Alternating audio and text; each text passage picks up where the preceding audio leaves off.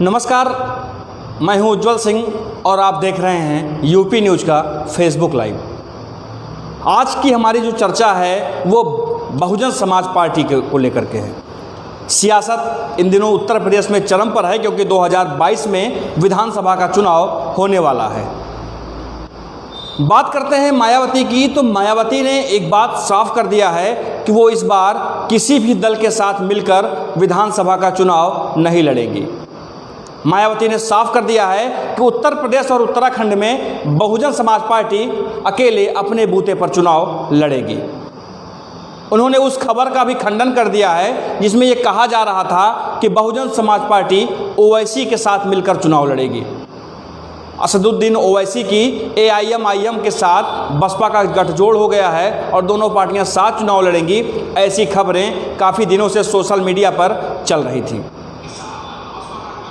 लेकिन ये सारी खबरें झूठी साबित हो गई हैं जब मायावती ने ये साफ कर दिया है कि ऐसा कुछ नहीं है, वो किसी के साथ चुनाव नहीं लड़ रही हैं और अपने बूते पर अकेले बसपा चुनाव लड़ेगी। यूपी और उत्तराखंड के लिए बसपा अकेले चुनाव लड़ेगी, ऐसा मायावती ने साफ कर दिया है। लेकिन पंजाब में उनका गठबंधन जारी रहेगा, इस पर मायावती ने साफ किया है कि पंजाब में गठबंधन बरकरार रहेगा।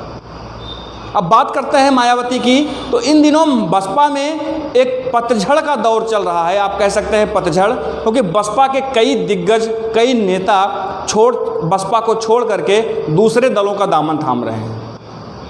ऐसे में सवाल ये उठता है कि बहुजन समाज पार्टी इस विधानसभा चुनाव में अकेले चुनाव लड़कर आखिर कितनी दूर तक जा पाएगी। ये सोचने वाली बात होगी। मायावती उत्तर प्रदेश की मुख्यमंत्री रह चुकी हैं, बहुजन समाज पार्टी की यहाँ सरकार रह चुकी है। उसके बावजूद 2012 के बाद से, जब से बहुजन समाज पार्टी सत्ता के बाहर हुई, तब से आज तक बहुजन समाज पार्टी की स्थिति दिन प्रतिदिन गिरती जा रही है। हालांकि बहुजन समाज पार्टी का जनाधार उत्तर प्रदेश में दिखता है, उनके कैडर के वोट भी अपने प्रत्याशियों को वोट करते हैं, लेकिन उसके बावजूद भी बहुजन समाज पार्टी की जीत काफ़ी दूर दिख रही है। हालांकि राजनीति है, वोटर्स का मन कब किसकी ओर घूम जाए इसको लेकर के कुछ कहा नहीं जा सकता है। आपको हम बता दें कि 2019 में बहुजन समाज पार्टी ने अपनी सारी पुराने गिले शिकवे भूलकर समाजवादी पार्टी से हाथ मिलाया था और दोनों दल साथ चुनाव लड़े थे। लेकिन उसका कुछ खास फर्क नहीं पड़ा, उसका कोई खास असर नहीं हुआ और बहुजन समाज पार्टी और सपा दोनों हैं, उन्होंने इसकी जिम्मेदारी भी दे दी है। पार्टी के राष्ट्रीय महासचिव और राज्यसभा सांसद सतीश चंद्र मिश्र को उन्होंने राष्ट्रीय मीडिया कोऑर्डिनेटर बना दिया है पार्टी का।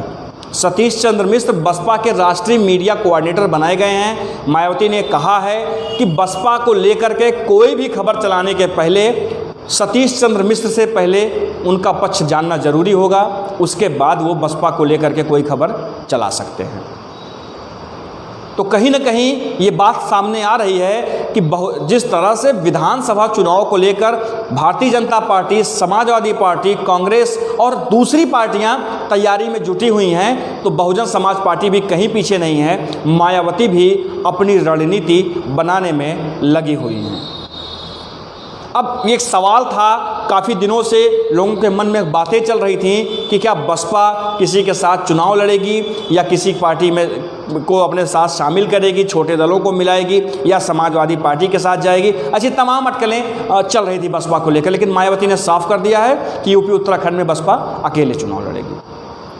तो ये यूपी की सियासत की एक बड़ी खबर थी जो हमने आप तक पहुँचाया कि मायावती ने साफ किया है वो अकेले चुनाव लड़ेंगी।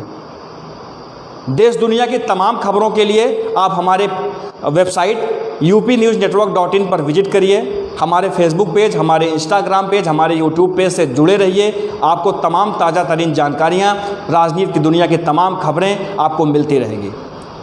इसी के साथ दीजिए हमें इजाज़त। नमस्कार।